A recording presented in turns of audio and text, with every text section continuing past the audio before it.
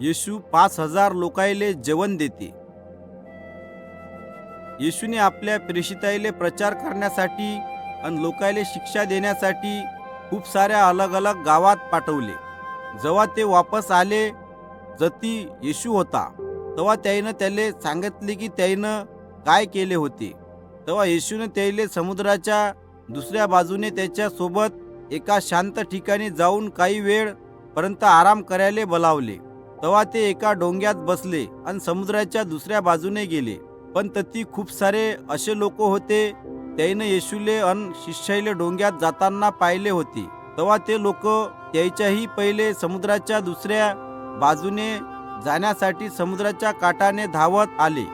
जेव्हा येशू आणि शिष्य पोहोचले तेव्हा लोकांचा एक मोठा समूह त्याची वाट पाहत पहिलेपासूनच तती होता. त्या जनसमुदायामध्ये बाया आणि लेकरांची संख्या सोडून जवळपास 5,000 पेक्षा अधिक माणसं होते. तेव्हा येशूले त्याच्यावर दया आली.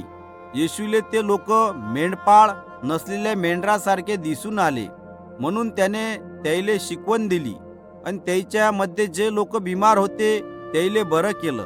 दुपारी उशिराने शिष्यानं येशूकडे जाऊन म्हटलं, आता खूप उशीर झाला आहे आणि आजूबाजूले कोणतेही गाव नाही आहे, म्हणून या लोकायले जाऊ दे, म्हणजे ते खायला काहीतरी घेतील. पण येशूने शिष्याईले म्हटलं, तुम्ही त्याईले खायला काहीतरी द्या. तेव्हा त्याईनं उत्तर दिले, आम्ही असे कसे करू शकतो?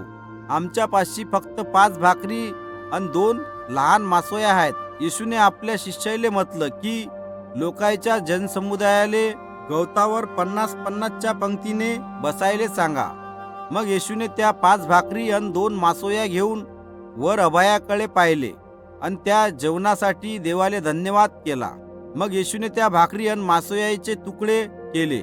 मग त्याने आपल्या शिष्याईले ते तुकडे लोकायले देण्यासाठी दिले. शिष्य लोकायले वाढतच राहिले आणि ते जेवण कधी संपले नाही. सगळे लोक खाऊन तृप्त झाले. त्यानंतर शिष्याने उरलेल्या भाकरी आणि मासोयाचे तुकडे जमा केले आणि ते 12 टोपल्या भरल्या. हे सगळं जेवण फक्त 5 भाकरी आणि 2 मासोयापासून पुरवले गेले.